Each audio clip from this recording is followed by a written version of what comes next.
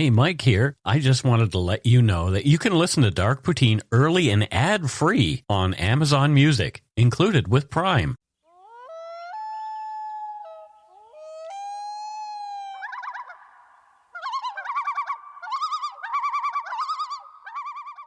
Are we live? We're live. Lively recorded. We're such lively gentlemen. Who are you calling a gentleman? Well, okay.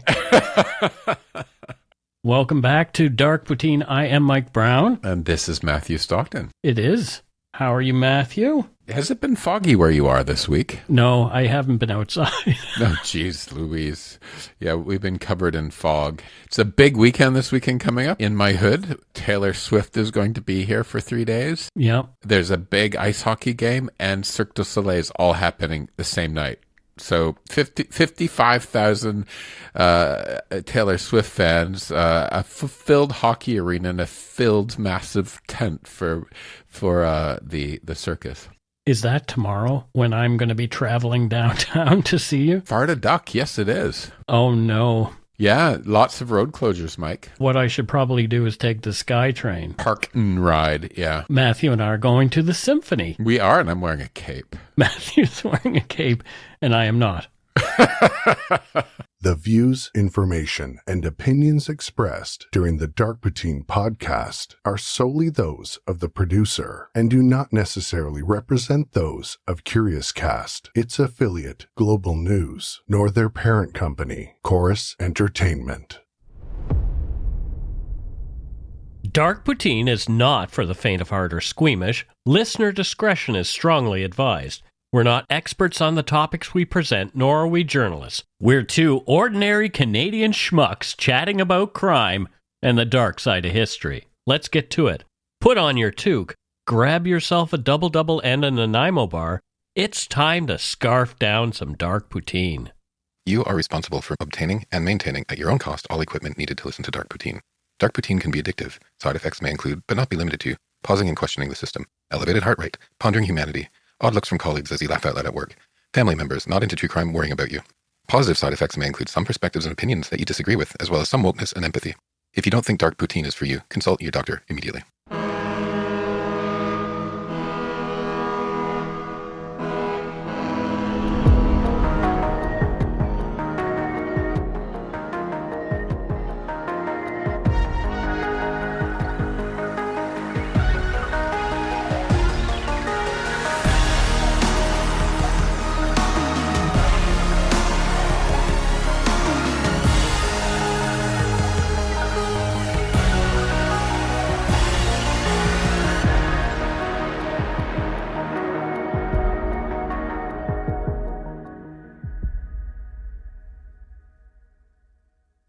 This is part 2 of our coverage of the Gay Purge in Canada. Last week, we uncovered the origins of the Canadian government's purge of gays and queer folk, a campaign that began in the early years of the Cold War. This week, we take a chilling dive into one of the government's most sinister methods to root out the sinister homosexuals, the fruit machine. This pseudoscientific device was meant to expose gay individuals through invasive tests and how the RCMP and military's attempted purge of gays and queers from civil service continued unabated all the way through to the 1990s. This is Dark Poutine episode 348, The Gay Purge in Canada, Part 2, the 1960s to the 1990s.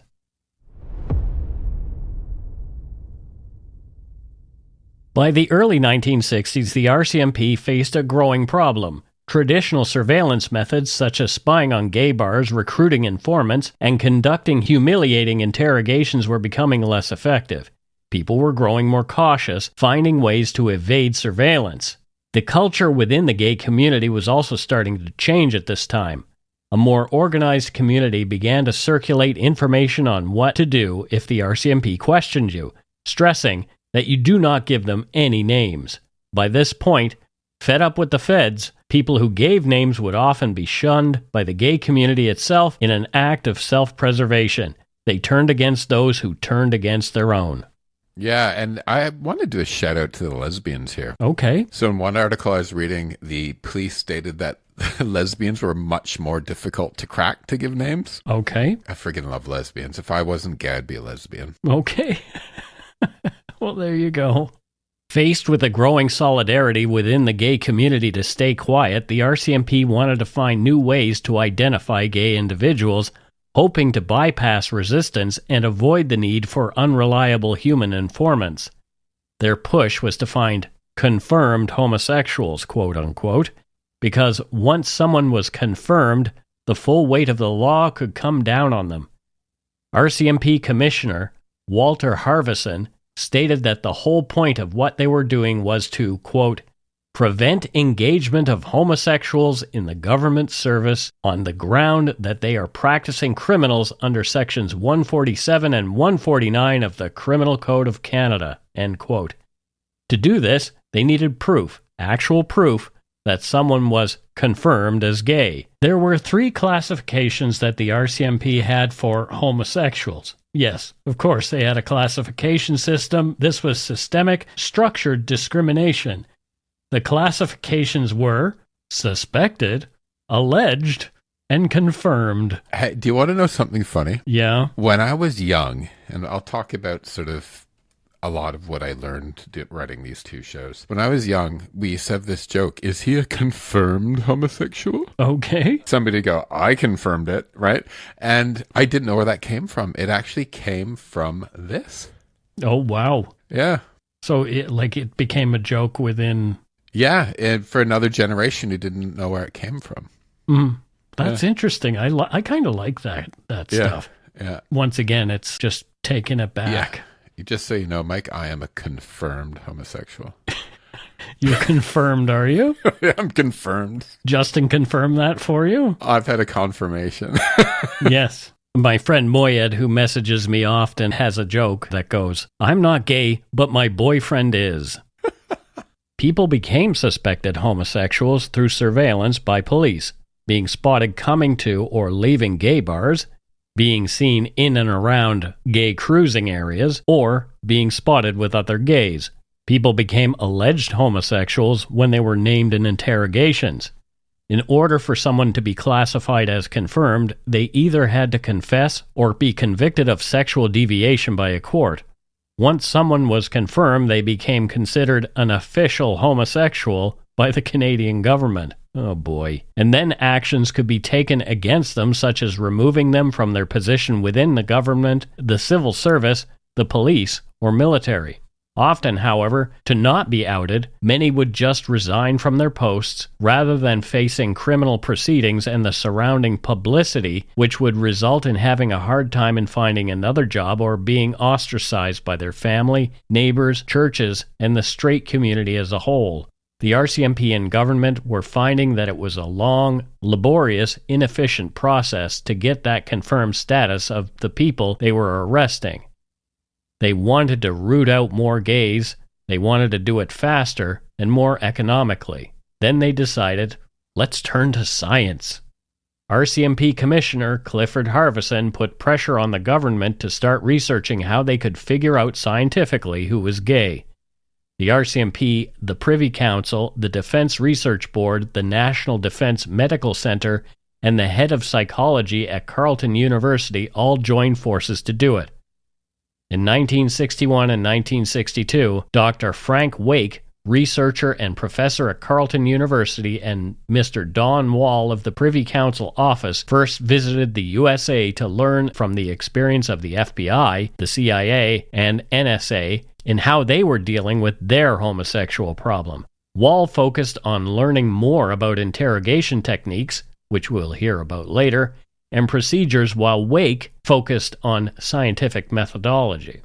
During this trip, Dr. Wake observed U.S. intelligence agencies engaged in efforts to identify and purge homosexuals from sensitive roles, particularly within the government and military. Wake's exposure to these programs significantly influenced his belief that psychological testing could be weaponized to detect sexual orientation. He told the RCMP and the Canadian government that he could build a machine that would be able to identify with 100% certainty who was gay or lesbian. The RCMP, the Privy Council, the Defense Research Board, the National Defense Medical Center, and Carleton University fully endorsed and invested in the project. I know we're repeating these things, but we want to ensure everybody knows who's responsible for this. A sergeant in the RCMP named the fruit machine using an offensive gay slur. The origin of the word fruit in reference to gays is somewhat ambiguous. One version from an article on the Gen by Elliot Salmon states, quote, "A fruit, susceptible to the whims of nature, tends to grow tender and soft. For a man to embody these very traits, a sensitivity to the elements that are typically coded female, goes against the imaginings of masculinity our culture worships. The slur eventually made its way to America in the 20th century.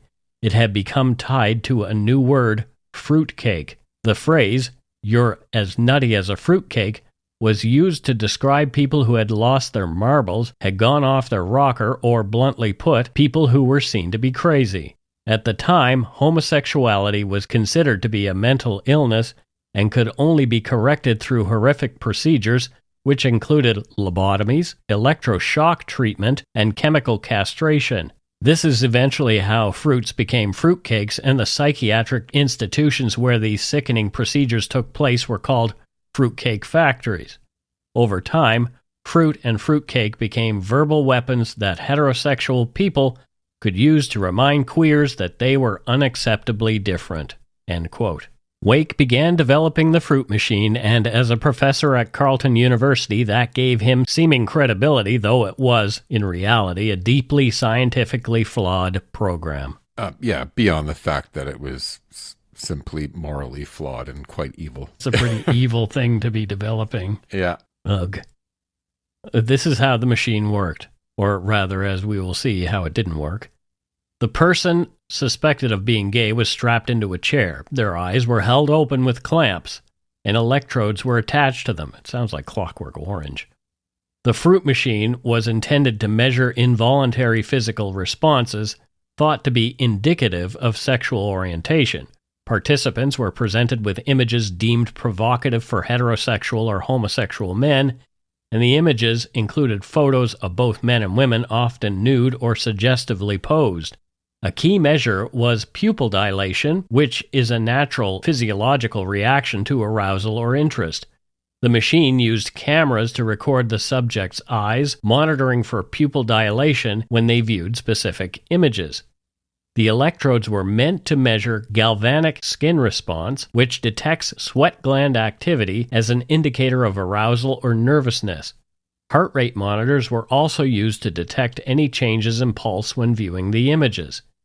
The idea was that gay men, for example, would have heightened physiological responses to images of men, while heterosexual men would react similarly to images of women. The machine supposedly diagnosed homosexuality based on these physical reactions. The program faced major challenges from the outset. Initially, people were called in to be tested without being told what they were being tested for, or were lied to and told it was a stress or personality test. But when rumors about the true purpose of the tests spread, public servants began refusing to participate. Even people who were straight refused to participate because of fears that the machine would label them gay. Oh boy. The unfortunate, scary thing in all of this, just to show how far it went, is eventually people who were suspected of being gay were coerced into it. Yeah. They're given the option, strap into the fruit machine to be tested or lose your job. Good Lord. This all is not nice. But if you get strapped into the fruit machine and there's a false positive or whatever, like, it's not scientific. It was complete, and we'll talk about this now, it was completely flawed. It did not even begin to do what it was supposed to do. Okay, we'll get into that. One survivor who was tested in the mid-1960s recalled from an article in Arthur, quote, "I sat in that chair, and they showed me these images of men and women. I remember trying to control my reactions, but it didn't matter. I was terrified of what they would do if they thought I was gay.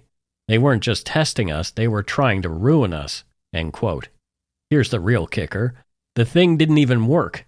It was never going to work, and no machine would probably ever work to identify someone as gay.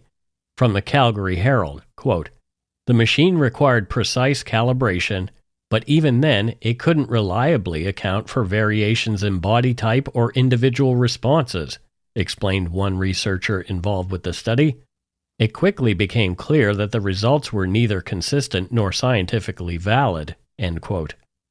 The fruit machine was little more than pseudoscience, and many of those who were subjected to the test described it as a deeply invasive and humiliating experience. But as Gary Kinsman puts it in Radical Noise magazine, quote, "This wasn't just about the machine, it was about enforcing heteronormative conformity and punishing anyone who didn't fit in. Wake's work reveals the extent to which state agencies were willing to misuse science to serve discriminatory agendas. Even after it was clear that the fruit machine didn't work, it was still used to test public servants, military personnel, and police officers for several years, continuing to spread panic among the ranks." This wasn't a scientific tool, and the RCMP knew it. De facto, Mike, what was it? It was a psychological torture device. That's how they were using it. They were using it. They knew it didn't work. They were using it as an instrument of fear and humiliation. To mess with people. Shame on them. Yeah. Shame on them. Use of the fruit machine was eventually abandoned, but the damage was done. Many individuals were fired or quietly pushed out of their roles. The psychological toll on those tested was immense, as they were left with a constant fear of being outed. Even those who passed the test lived under suspicion, knowing that their participation alone could ruin their careers.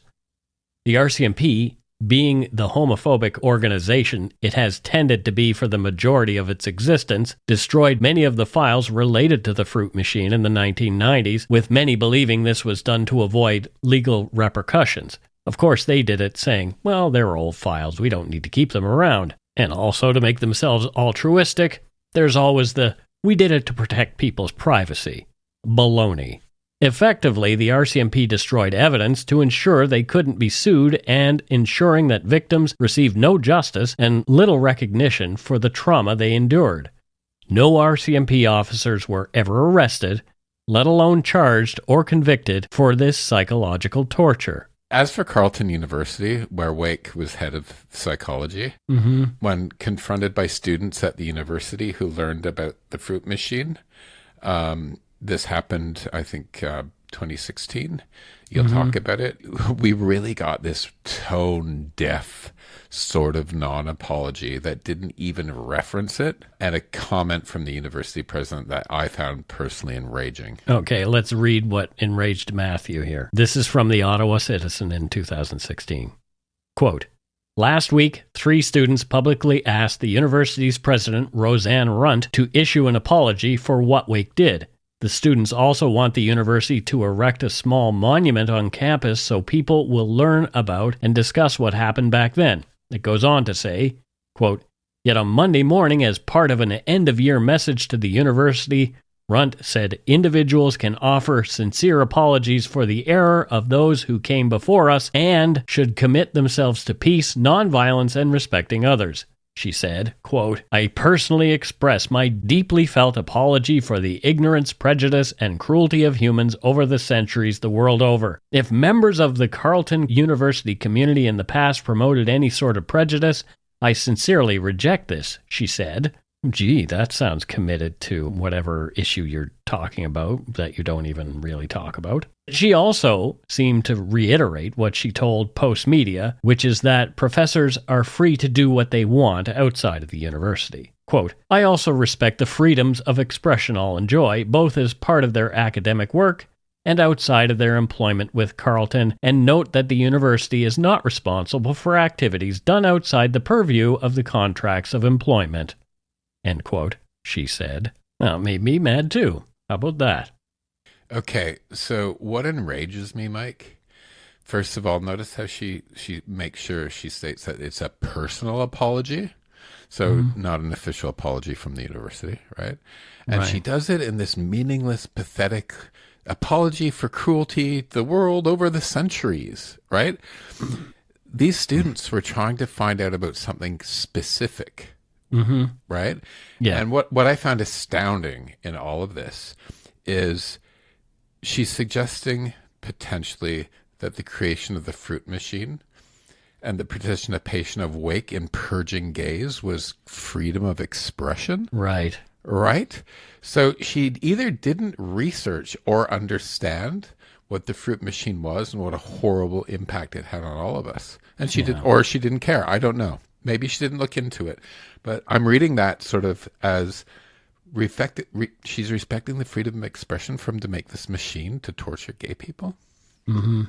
And who knows what she meant, but suffice to say that all of it was a non-apology and probably worked on by legal counsel to not have the university held responsible in any way, right? Yeah. It kind of reads that way, doesn't it? And, people who were tortured by the fruit machine were still alive when she did this non-apology in 2016. And the people who participated in the purge were too. But it seems like nobody can find the files or get the information somehow, right? And no individuals are being held accountable. It's like this big shrug, like, oops, sorry, move on. Arg. The fruit machine serves as a stark reminder of how pseudoscience can be weaponized in the service of prejudice. It was a tool of humiliation designed not to uncover the truth, but to enforce conformity. The machine's failure did little to stop the government's persecution of gays. Even after the project was scrapped, the RCMP continued its surveillance efforts, shifting their focus back to more traditional methods of intimidation and manipulation. We have to keep in mind, though, that the RCMP, the government, and the courts of Canada weren't just going after civil servants in the name of national security at this time. There are so many stories and literally tens of thousands of victims, but one of the more known victims is Everett George Clippert. Clippert was a mechanic and a bus driver, a modest, hard-working man working in the Northwest Territories. In 1965, during an arson investigation at Pine Point, he was questioned by police as a witness. He had nothing to do with the fire, and during that interview, somehow, he disclosed that he was gay. The admission led to charges of gross indecency. A court-ordered psychiatrist assessed him as incurably homosexual, resulting in his designation as a dangerous sexual offender and an indefinite prison sentence. To be clear, he was simply gay and had sex consensually with other gay men. He was not a dangerous sexual offender. Clippert appealed his sentence to the Court of Appeal for the Northwest Territories, which dismissed his case.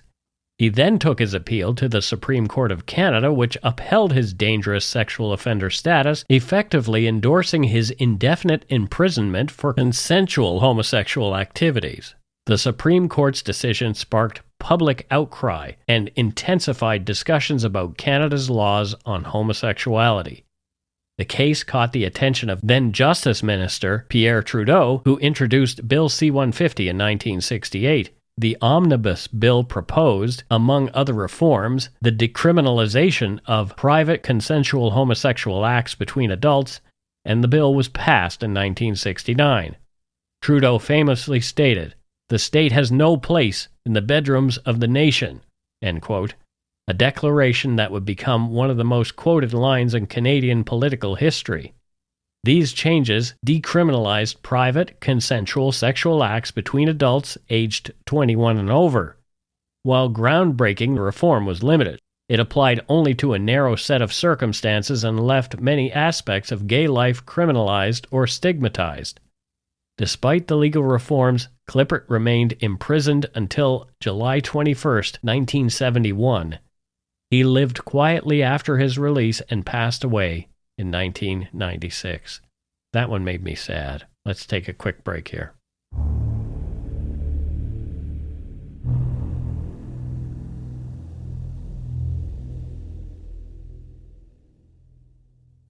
And we are back. Matthew, thoughts on the fruit machine? Yeah, what are your thoughts? It's shocking to me that something like this existed in Canada. It really is. Yeah.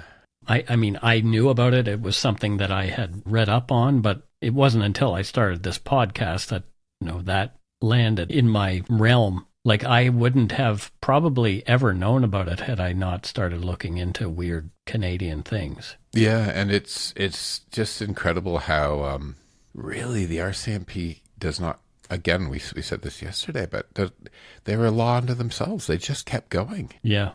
The partial decriminalization of homosexuality in 1969 did little to shift the RCMP's focus. If anything, it intensified their efforts to identify and purge gays and lesbians from public service and to have a general crackdown on gays in all parts of society. For the RCMP, the issue was never about legality. They took on a self-appointed role as moral guardians enforcing heteronormativity, even as Canadian law began to move toward tolerance. Gary Kinsman, sociologist and author of The Canadian War on Queers, has pointed out the hypocrisy of this situation. Quote, "The RCMP were enforcing a standard that the state itself had partially walked away from. They were a law unto themselves, operating with no accountability." End quote. The 1970s marked the rise of organized gay and lesbian activism in Canada, with groups like the Gay Alliance Toward Equality, GATE, and events like the 1971 We Demand protest challenging institutional homophobia and demanding legal and social equality. However, this activism also placed gay groups and individuals squarely in the crosshairs of the RCMP. Viewing these movements as subversive threats, the RCMP subjected gay organizations, protests, and gatherings to intensive surveillance and infiltration, reinforcing its role as an enforcer of heteronormative social control. GATE, which formed in 1971 in Vancouver and Toronto, were routinely monitored by the RCMP. Their public campaigns for decriminalization, anti-discrimination laws, and civil rights were perceived as undermining traditional values and societal norms. Yeah, the RCMP used informants to infiltrate most gay and lesbian organizations back then. They attended meetings and they reported on members and their activities. We're seeing some similar things around transgender rights and that kind of thing right now, and people kicking up the same kind of stink. Some of the quotes talk LGBTQ+, but often I just say gay or lesbian because back then that was all that was considered. That was all that... of what would even existed in a way. You know what I mean? Right. Is gays and lesbians. Transgender people were around, but they were just unseen, unmentioned. They're unseen. Transgender people have been around. They've been around since the beginning of time. Absolutely. Yeah. This isn't a new thing. Gary Kinsman in The Canadian War on Queers highlighted police surveillance. Quote, "The RCMP viewed gay and lesbian organizations as inherently dangerous. They linked any activism to broader fears of moral decay and societal instability." End quote. On August 28, 1971, the We Demand protest took place on Parliament Hill, becoming Canada's first major gay rights demonstration. Organized by activists from Vancouver, Ottawa, and Toronto, the protest presented a list of demands for equality. These included the removal of the gross indecency and indecent acts provision of the Criminal Code, protections against employment discrimination based on sexual orientation, and the end of harassment by police and state agencies. The RCMP monitored the protest closely, of course. Officers documented the event and collected information about its organizers and participants. Despite its peaceful nature, the protest was treated as a potential security concern, reflecting the RCMP's belief that gay activism was inherently subversive. Declassified RCMP files from the era reveal the institution's deep suspicion of gay activism.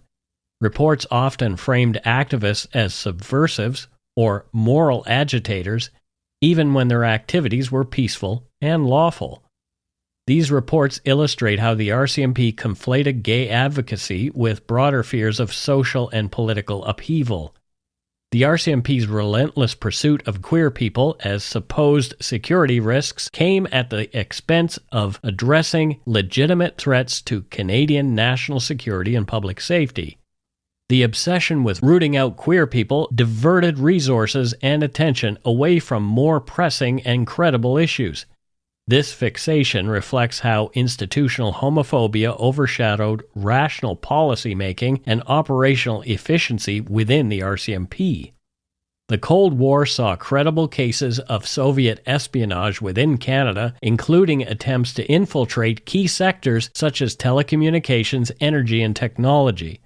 These cases required sophisticated counterintelligence efforts, yet the RCMP's focus on gay Canadians detracted from their ability to effectively address these dangers. Historian Gary Kinsman noted the irony of this misallocation. Quote, "The RCMP was preoccupied with a largely imagined problem while ignoring real threats. The LGBTQ+ purges weren't about security, they were about enforcing conformity." End quote. The RCMP's misplaced priorities also extended to domestic security and public safety. The 1970s saw the rise of both right-wing and left-wing extremist groups in Canada. Organizations such as the Western Guard and the Waffle Movement reflected growing political polarization, yet these groups often received less scrutiny than gay activists. The 1970s also marked a period of intense conflict over Quebec separatism. We've talked about that in the show, including violent actions by the Front de Libération du Québec, the FLQ. And the RCMP faced significant criticism for failing to anticipate or prevent key events such as the October crisis of 1970. Perhaps they were too busy looking at the queer folks. Boy, Matthew, you're after the RCMP in a big way in this. Yeah. At least back then I am, right? Yeah. They weren't protecting Canada. You know, they were protecting this outdated moral code that they had against the will of the people. Right. And the cost wasn't just to gay Canadians, but to the country as a whole. Mm-hmm.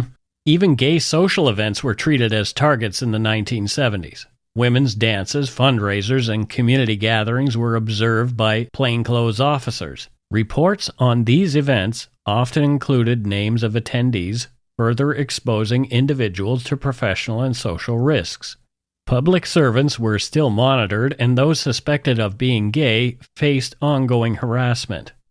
Some of the methods they used to continue to root out gay people were based in homophobic stereotypes rather than any legitimate evidence or scientific basis. Here's a list of indicators the RCMP used to determine whether or not someone was queer based on our research. I can't believe I'm going to say these things. The wearing of pinky rings. Well, if you've got a pinky ring, you're clearly homosexual.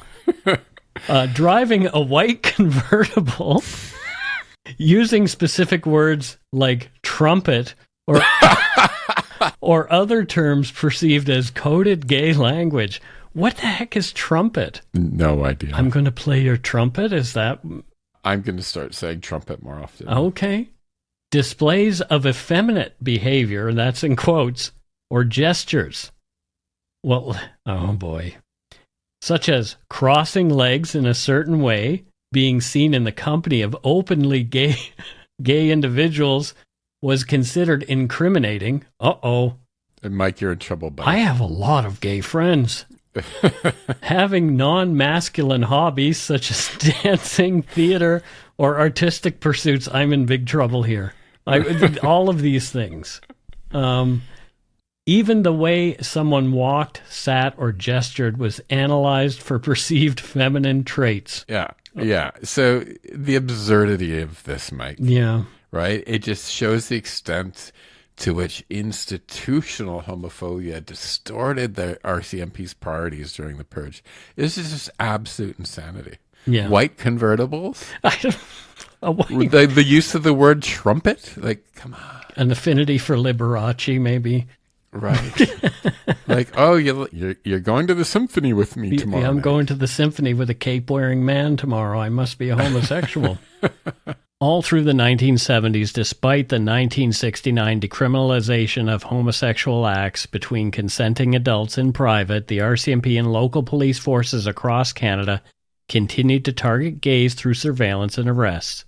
This period saw numerous police actions against gay men, often under the guise of enforcing laws related to indecency and morality. Between March 4th and March 20th, 1975, Ottawa police arrested 18 men on charges related to homosexual activities. The names of those arrested were published in local newspapers, leading to public exposure and significant personal repercussions. Tragically, on March 18th, Warren Zufelt, one of those men whose name was made public, died by suicide. In response to these events, the advocacy group Gays of Ottawa organized protests against both the police actions and the media's role in exposing the individuals. On March 21, 1975, approximately 15 representatives from Gays of Ottawa demonstrated outside the Ottawa Journal newspaper building and the city police station. They condemned the discriminatory laws and the persecution by media and police against homosexual individuals. A news release from the protest organizers stated, quote, "Continued police persecution amounts to a homosexual witch hunt. Sensationalistic headlines and reportage have totally distorted the nature of these cases and created an atmosphere of hysteria. These persons are suffering the penalties of convicted persons even before trial." End quote. On October 22, 1977, Montreal police conducted raids on two prominent gay bars, Trucks, that's spelled Truxx, and Le Mystique, located in the city's gay village. Over 50 officers, some equipped with bulletproof vests and armed with machine guns, arrested 146 men, charging them with being found, quote, "in a common bawdy house." This operation resulted in the largest mass arrest in Canada since the October crisis of 1970. Joel Riumi, reporter for the Montreal Gazette, wrote, quote, "The raids were brutal and deeply disturbing. It wasn't just about arrests, it was about sending a message to the gay community that their existence was criminal and unwanted, but it backfired. Montreal's gay community came together in protest louder than ever." End quote. Even René Lévesque, Premier of Quebec, said in response to public outcry over the raids, quote, "No citizen of Quebec should face discrimination for who they are. These events demonstrated why the Charter must protect everyone, including those in the homosexual community." End quote. The charter he is referring to is the Quebec Human Rights Charter in 1977, which explicitly included sexual orientation. Quebec was way ahead of the rest of the country with that designation. The Canadian Charter of Rights and Freedoms was enacted in 1982. It didn't include sexual orientation at the time, but it was another opening of a door for the rights of individuals, and many considered gay rights as a part of it. And what do socially right-wing, deeply homophobic organizations like the RCMP and military do when the people have spoken up against their rights? They double down against them again, of course. But let's leave the RCMP alone for a while now. I think we've painted a pretty clear picture of how deeply entrenched homophobia has been in that organization over the years. Let's talk about the military, another organization that have been a law on their own against public opinion. Initially, the exclusion of gays and lesbians from the military was supposedly justified on national security grounds, with claims that they were susceptible to blackmail by foreign agents, as we mentioned in the first episode.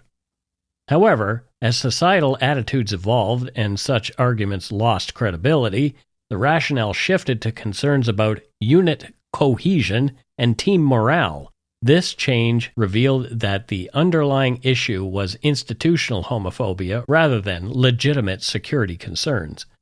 In the military, the culture of fear was particularly pervasive.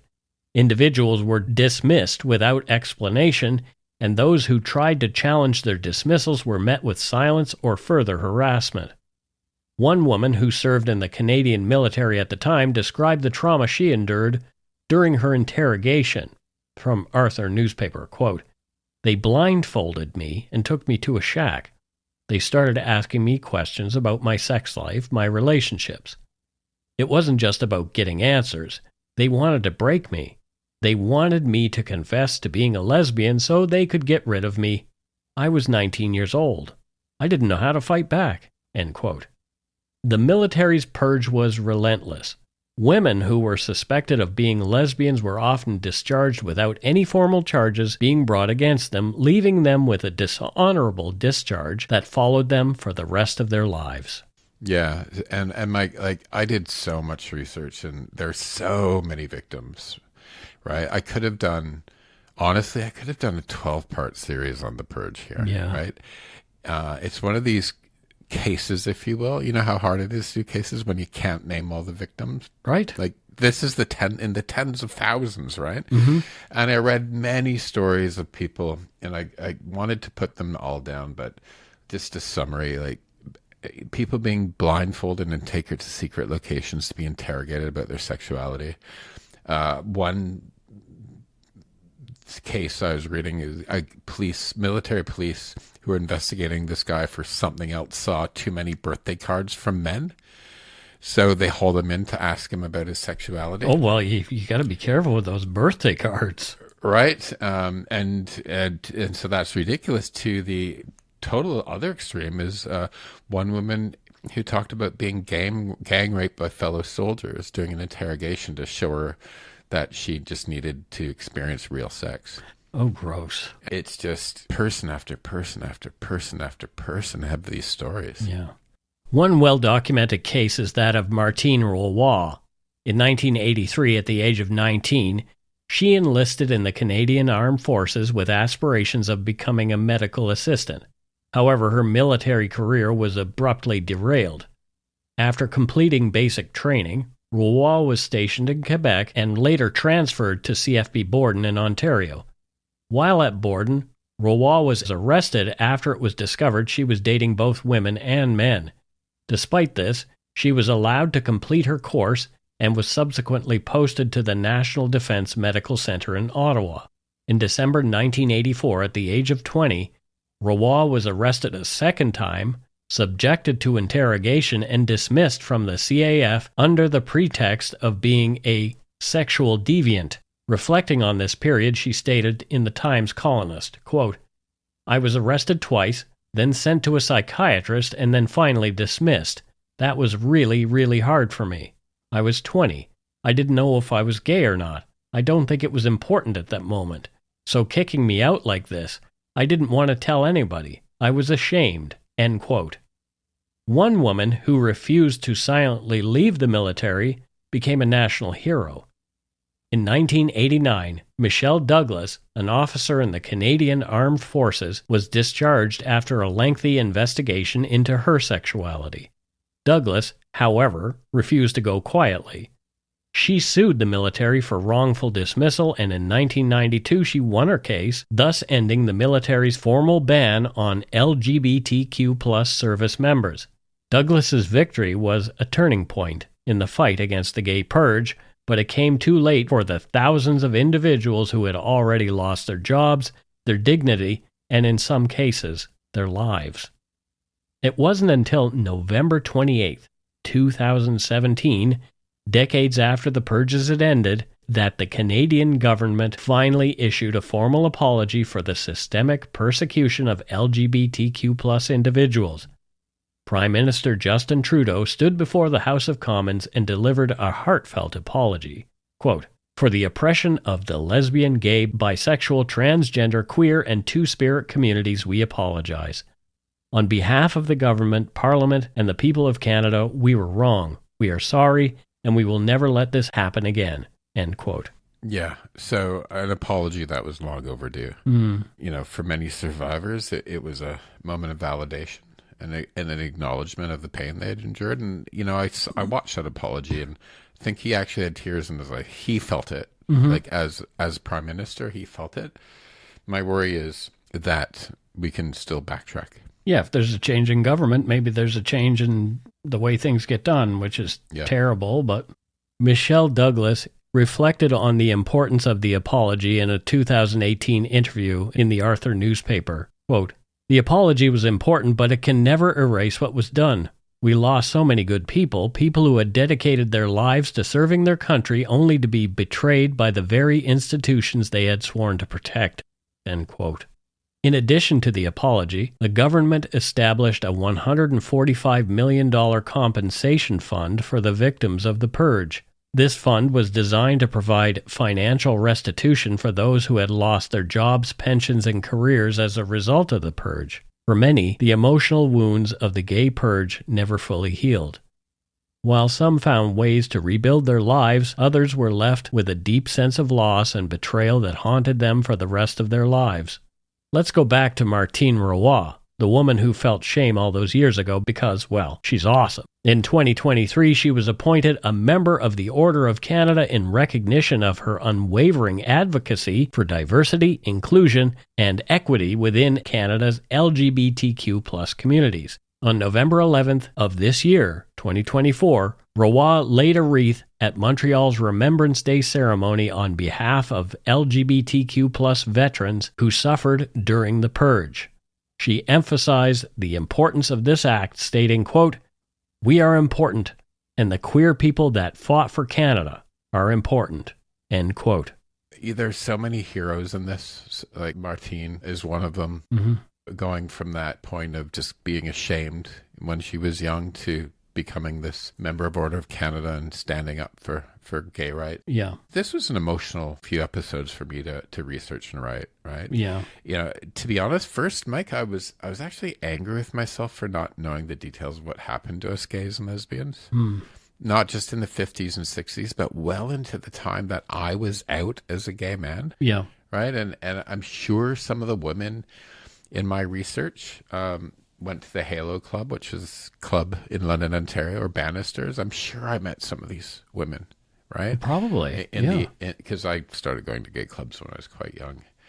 And, you know, back when I was a kid, you know, I kind of wish I spent more time speaking to those who are a bit older than me that lived through this, you know. And I can remember once being at this club called Bannisters, and an announcement was made that there's going to be photos taken of the club for publicity. Yep. And they said that anyone who didn't want photos to move to the one side of the club for a few minutes while they took them. And at the time I was young and I thought that was really weird, right? Yeah. Like why? And, you know, I was why. I was this out young gay man who, you know, I don't give a fuck who knows attitude, you know, but now I understand where all that came from. Yep. You know, and I feel that these people who stood up and fought back, you know, through the systems, through the courts and the media, actually paved that way for me to feel I'm a young gay man. I don't give a shit who knows. Right. Right. They paid for me just being able to be an out gay man that's happy. Yeah, that's really cool that you respect that and that you see that now. You probably, like, you didn't when you were younger, but... Didn't then, right? Because they were older people, right? You know, when you're young, you're just... this old fuddy-duddies, yeah. Yeah, you're just with your friends, you know? And now I look back, I'm like, wow, they went through so much and gave me so much. Yep, yeah. Absolutely. Thank you again, Matthew, for writing these 2 episodes. And that's it for episode 348, The Gay Purge in Canada, Part 2, the 1960s through the 1990s. If anyone who's listening who was gay or lesbian or trans or LGBTQ+ back then, who just, even if you didn't have direct experience, if you knew people or whatever, if you want to share any stories, give us a call in, tell us the story. Or write to us. I want to hear some more. Yeah. I'm very curious about people's experiences from that era. I'm curious about hearing some personal experiences, yeah.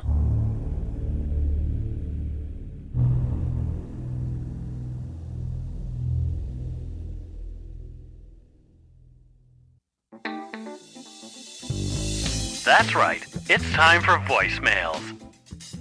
You can leave us a message at 1-877-327-5786 or 1-877-DARK-PTN. We'd love to hear from you. Let's see who called us this week. Okay, here's our first voicemail. Let's have a listen. I wonder where in the world we're going to hear from today. Hi, Mike and Matt. Ringing from Ireland. Want to wish you a happy and peaceful Christmas and a fantastic 2025 for yourself personally, for Dark Routine, I'm just wondering, Mike, if you could do a away game, if you could talk about the culture of Canada, what Canada means as an episode, because I like to learn more about Canadian culture. I learned a lot in the past 6 or 7 years. Long time listener. Keep up the good work. Say hello to Steve and the cat. Be kind to each other, everyone. And happy Christmas and happy New Year for 2025 to all the younger yadders and new listeners. Mind yourselves out there. We need a bit of peace.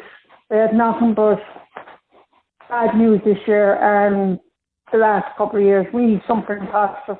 So I think Mike and Matt are the positive thing every Monday morning for me. Sorry I'm talking a bit long. So take care. Strong of all. Go Red Mahagot for your hard work in Dark Poutine. Take care.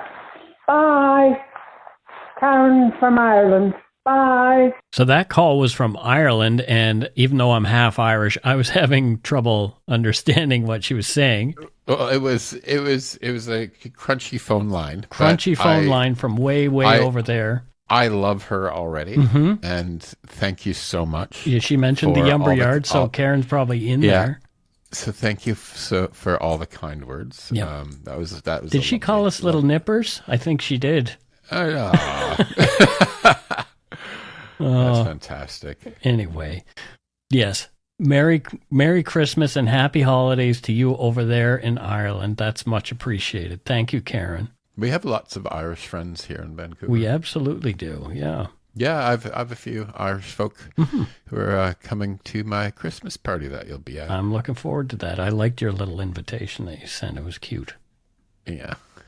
You thought they were penises first, didn't you? Yes. They're arms of gingerbread men. Yeah, gingerbread men wieners. So what does our caller from Ireland do, Matthew, for a living? I think she is the official Bailey's Irish cream tester. Okay. Yeah, she has a little sip just to make sure each batch is okay. Wow. Did you know that something like 70% of all dairy milk in Ireland goes to Bailey's Irish cream? I did not know that. Fun fact for you right That's there, pretty amazing. All right, here's our next voicemail. Hi, my name is Tara, and I'm from Halifax, Nova Scotia. Just wanted to say a couple of things. I just finished listening to episode 346 about anime Pico et Quash. I just wanted to thank you for doing such a great and respectful job on telling her story. Her daughter is actually a really good friend of mine, and her grandson is one of my son's best friends. And I just think that she would be so proud of who her daughters have become. They've really, really lived up to her legacy and are the kindest, most generous people ever. Anyways, on another note, I wanted to say that this is the only podcast that I've listened to from beginning to end. And I clean every Monday, and this is the first thing I put on when I walk in the door of my first clean on Monday mornings. And you guys just bring a lot of entertainment to my days. And on the last note that I wanted to say, I know this is getting long, so I'll stop. But as somebody who works in adolescent mental health, I just want to say how fantastic it is that you guys speak so openly about your own mental health battles and addiction challenges and your own traumas in your life. And I just think that's so, so important. As far as making things more open and making people feel less like these things have to be a secret that eat away at them and really challenge their lives. So I just want to say thank you to both of you and keep up the great work. You guys are both absolutely wonderful. Wow. Thank you so much, Tara. I appreciate that very much. That was nice. It was. Secrets kill. Yes, absolutely. Secrets almost killed me more than once. Even just recently, you know. It's one of those things, like if you don't have somebody to talk to and there's stuff going on in your head, talk to someone. Talk to someone. Get on the Yumber Yard and Talk to us. Let it all out. Well, people will respond. Well, people will respond. I do. Yeah. Okay, so what do you think Tara does for work there in Halifax? We know she cleans. We know she does adolescent mental health. Yeah, adolescent mental health. But does she have a hobby? You know what? I think in her free time, I think she's in Halifax. Yeah, She is the Halifax. What's that called when you get up on stage in a bar with a microphone and sing a song? She's a karaoke person? She's not just a karaoke person. Okay. She's the Halifax Gold Karaoke Champion. Well, there you go. She's going to South Korea. Okay. For the global awards next month. Is that an actual thing? I'm just making this shit up. Okay, you're just making it up. Okay. But I wouldn't doubt it, actually. Right. There has to be a karaoke competition. There has to be. I know there's karaoke still pretty big in Japan. It is in South Korea as well. Whenever clients took me out in South Korea, it was always karaoke bars. Cool. Here is our final voicemail. Hey, my name is Gigi. I'm from Cobourg, Ontario. I'm somewhat new to the area, so your episode on Betty Hart was really interesting to me. Being born and raised in Toronto, in a big metropolis, you're sort of used to hearing about such crimes, but hearing that story was really interesting, as Colborne is just a hop, skip, and a jump from Cobourg. So thank you for your awesome coverage on that. I do have a question for you. I'm curious as to what case was the case that really kind of spurred curiosity in true crime for you. I have a very unoriginal answer. I'm sure I share this with a lot of folks. I was born right about the same time as Jean-Benet Ramsey, so I remember as a child that really sticking with me, and the whole circus of it really instilled some fear in me, but more so curiosity into how these things happened. And it's kind of the first time I took interest in anything like that, and it's certainly, as we can see, people keep putting out docuseries and such on it. So I'm just curious. Sorry for my unoriginal answer. I certainly hope yours is a bit more original. Anyway, thanks for the episodes. Love listening. Take care, guys. So, Matthew, you can go first. What was the first true crime case that caught your ear or eye or interest? So, yeah, I think the one that I can remember the most was, because I was just in my 20s, it was Paul Bernardo and Carla Homolka. Yeah. I think a lot of Canadians our age would remember that. It was so big, right? Mm-hmm. It was just so big. And Bernardo's our age, too, so, yeah. Yeah, that's the one thing that's what I remember. Yeah, that's probably it, to be honest. So for me, I've talked about it, I think, before, but it's Clifford Olson.